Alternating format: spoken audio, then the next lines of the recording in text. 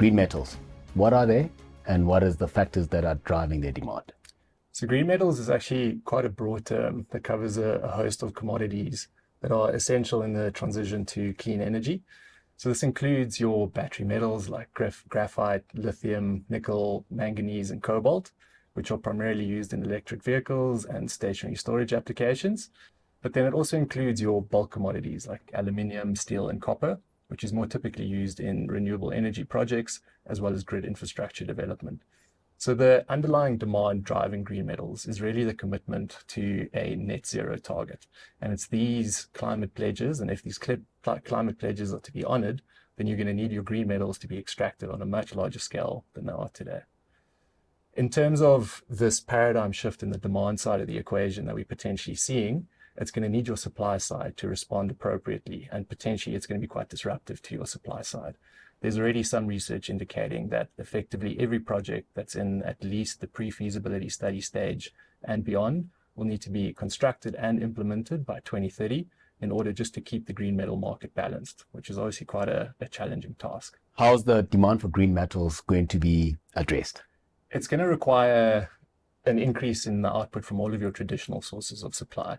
So I think the key really is more about the speed, the efficiency, and the scale at which the supply can enter the market. So for example, you've got your brownfield expansions or development projects. These are theoretically the quickest and the easiest sources of supply that can enter the market. But the gains from this is usually relatively small and incremental because quite frequently brownfield expansions are just there to offset what might be an already declining supply profile. Then there's also your recycling sector, which is going to be a growing contributor, but mostly to your bulk commodities. So the focus really has to be on new primary supply and getting new mining projects online. But as you know, mining projects face several challenges, especially in today's climate. So for example, you've got your commodity price for many of your green metals being below what's considered to be the incentive level required for mining companies to commit, the billions of dollars of funding required to kickstart them. You've got, well-publicized capital cost inflation, which is squeezing the economics for projects. You've got delays in construction timing, you've got capital cost overruns, but maybe most importantly, a growing trend has actually been mining projects struggling to get the regulatory approvals and the environmental permits required to get the projects off the ground. And this factor alone can cause several years of delays. And focusing on those delays, what are your views on the consequences of the lack of new supply?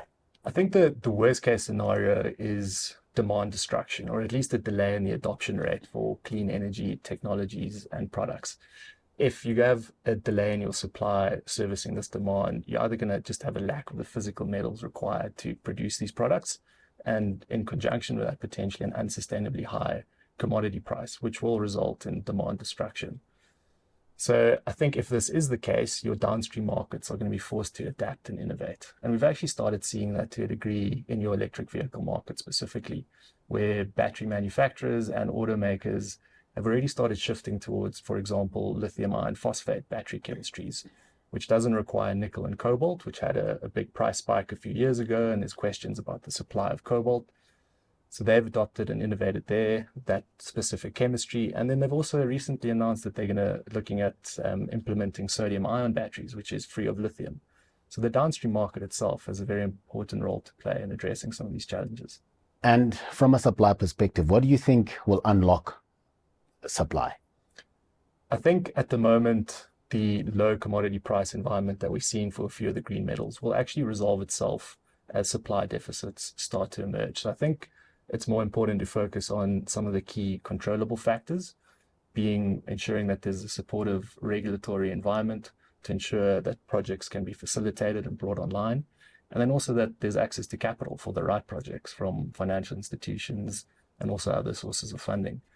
And I think it's important to note that these challenges can be overcome. We've actually seen over the last couple of years the African mining sector bring several projects online on budget and also on time. And with respect to the permitting question I raised earlier, these projects have also been worked through the permitting process efficiently and quickly. And I think that's a key value unlock for the sector. And the track record is there for African mining to really help make a tangible impact to the growing demand for green metals.